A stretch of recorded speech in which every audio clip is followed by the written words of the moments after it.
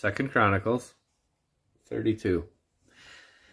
After these things, and the establishment thereof, Sennacherib, king of Assyria, came and entered into Judah, and encamped against the fenced cities, and thought to win them for himself. And when Hezekiah saw that Sennacherib was come, and that he was purposed to fight against Jerusalem,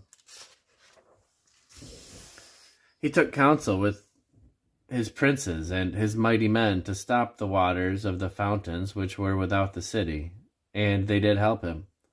So there was gathered much people together, who stopped all the fountains and the brook that ran through the midst of the land, saying, Why should the kings of Assyria come and find much water? Also he strengthened himself, and built up all the wall that was broken, and raised it up to the towers, and another wall without, and repaired Milo in the city of David, and made darts and shields in abundance. And he set captains of war over the people, and gathered them together to him in the street of the gate of the city, and spake comfortably to them, saying, Be strong and courageous. Be not afraid nor dismayed for the king of Assyria, nor for all the multitude that is with him. For there be more with us than with him. With him is an army of flesh, but with us is the Lord our God to help us, and to fight our battles. And the people rested themselves upon the words of Hezekiah, king of Judah. After this did Sennacherib, king of Assyria, send his servants to Jerusalem. But he himself laid siege against Lachish, and all his power with him, unto Hezekiah, king of Judah, and unto all Judah that were at Jerusalem, saying,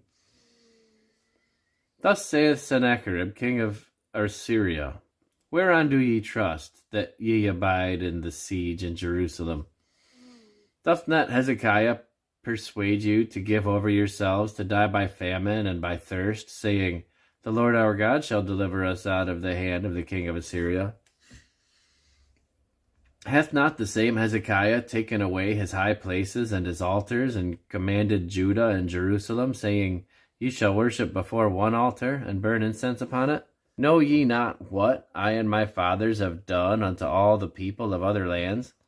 Were the gods of the nations of those lands any ways able to deliver their lands out of mine hand? Who was there among all the gods of those nations that my fathers utterly destroyed, that could deliver his people out of mine hand, that your God should be able to deliver you out of mine hand? Now therefore, let not Hezekiah deceive you, nor persuade you on this matter, neither yet believe him. For no God of any nation or kingdom was able to deliver his people out of mine hand, and out of the hand of my fathers. How much less shall your God deliver you out of mine hand? And his servants spake yet more against the Lord God, and against his servant Hezekiah.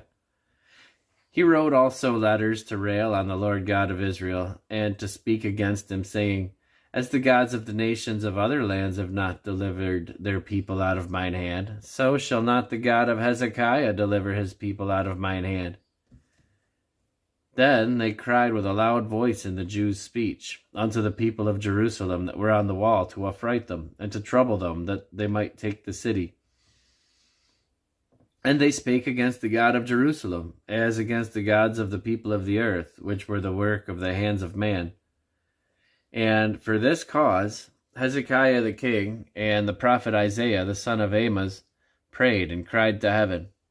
And the Lord sent an angel, which cut off all the mighty men of valor, and the leaders and captains in the camp of the king of Assyria.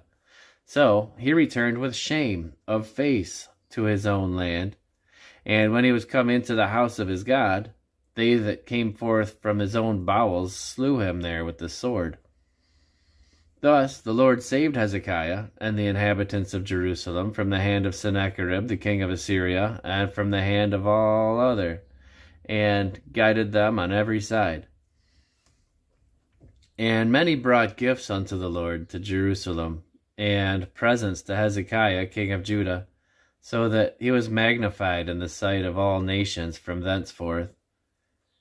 In those days Hezekiah was sick to the death, and prayed unto the Lord, and he spake unto him, and he gave him a sign. But Hezekiah rendered not again according to the benefit done unto him, for his heart was lifted up. Therefore there was wrath upon him and upon Judah and Jerusalem. Notwithstanding, Hezekiah humbled himself for the pride of his heart, both he and the inhabitants of Jerusalem, so that the wrath of the Lord came not upon them in the days of Hezekiah. And Hezekiah had exceeding much riches and honor, and he made himself treasuries for silver and for gold and for precious stones and for spices and for shields and for all manner of pleasant jewels. Storehouses also for the increase of corn and wine and oil, and stalls for all manner of beasts, and coats for flocks. Moreover, he provided him cities and possessions of flocks and herds in abundance, for God had given him substance very much.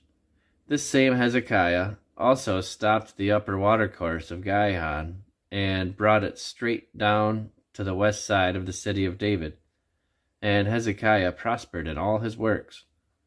Howbeit, in the business of the ambassadors of the princes of Babylon, who sent unto him to inquire of the wonder that was done in the land, God left him to try him, that he might know all that was in his heart. Now, the rest of the acts of Hezekiah, and his goodness, behold, they are written in the vision of Isaiah the prophet, the son of Amoz, and in the book of the kings of Judah and Israel.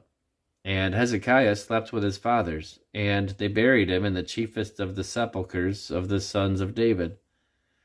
And all Judah and the inhabitants of Jerusalem did him honor at his death, and Manasseh his son reigned in his stead.